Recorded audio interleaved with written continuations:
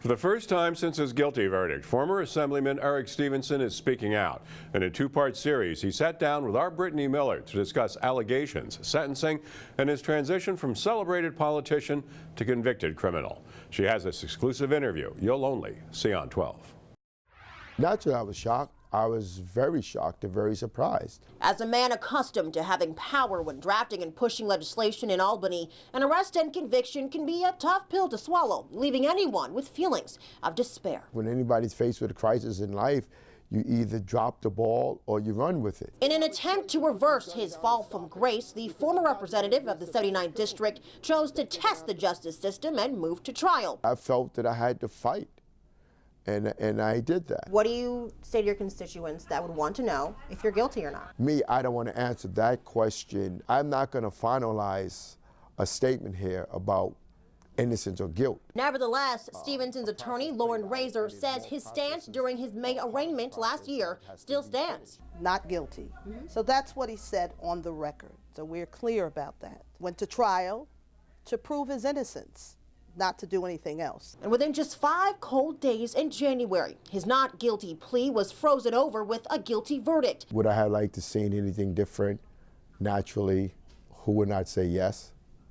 Did I expect to see something different? I did. Perhaps one of the most talked about parts of the trial, the evidence of political corruption. Prosecutors say the former state assemblyman accepted cash from businessmen between 2012 and 2013 in exchange of legislation to prevent an adult daycare center in his district from seeing any competition. What some may call a blatant betrayal of the public's trust. Where I'm coming from, if you do want to address the constituents, is that they have a lot of questions as to who's representing me, what are they doing, what did they do, what didn't they do. So if one of the main things I'm hearing is you did A, B, and C, $22,000 is involved, bribery is involved, extortion is involved, how do you answer to that? I haven't been asked those questions. Stevenson and his lawyer chose to skirt around the question. So I asked again. It's been out there what the evidence is. It's this wiretap, this tape, $20,000 in legislation about daycare centers. That's the story. Right, so if we're hearing that, what I'm saying is I want to give him a platform at this time just to address what we're hearing. Eventually, Stevenson opened up, telling me unless you sat in the courtroom, you didn't get the full story. Well, it is only a portion of evidence. Discovery, you would not be able to print or have enough newspapers to print all of the discovery that was involved in this case. We understand completely why we are doing this dance, because we don't want to have an impact on a sentencing that could be harsher if we appear to be challenging a federal judge on the on a television program. That may not bode well for my client, and of course we're not doing that. In part 2, find out what Stevenson and his lawyer are doing about the verdict, including his feelings toward a prison sentence and a possibly sealed fate. Brittany Miller reporting, News 12, the Bronx. In part 2 of this exclusive sit-down with former Assemblyman Eric Stevenson, he and News 12's Brittany Miller talk sentencing and the possibility of spending the next years of his life behind bars. It's an interview you'll only see on 12. Did you ever see yourself facing sentencing when you got into politics a couple years ago, a few years ago? No. No.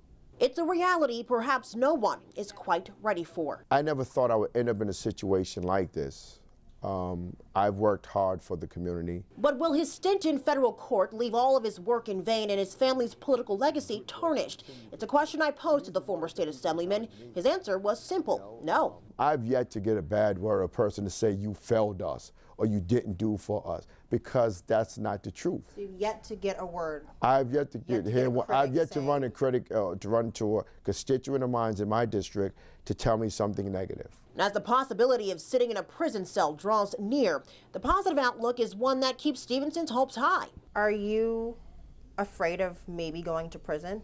I'm not afraid of what's in store for me in my future. And when asked the question how many years Stevenson is facing, it seems he and his lawyer were faced with uncertainty. There's a lot of time that's going to be involved that the judge could mete out during her sentencing. You haven't heard any number?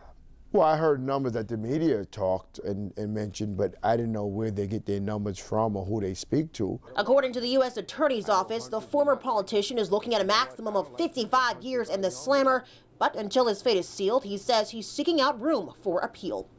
And I'm just being optimistic, and I'm going to keep hoping for the best and hoping for a better day. And I'm sure and believe that with good faith and with that belief moving forward, that one day it will be exactly that. Stevenson continues to source his optimism and his faith in God as the sole providers of comfort at this point in his journey. He says he's taking it one day at a time until his sentencing in mid-May. And of course, News 12 will be there. I'm Brittany Miller, News 12, The Bronx.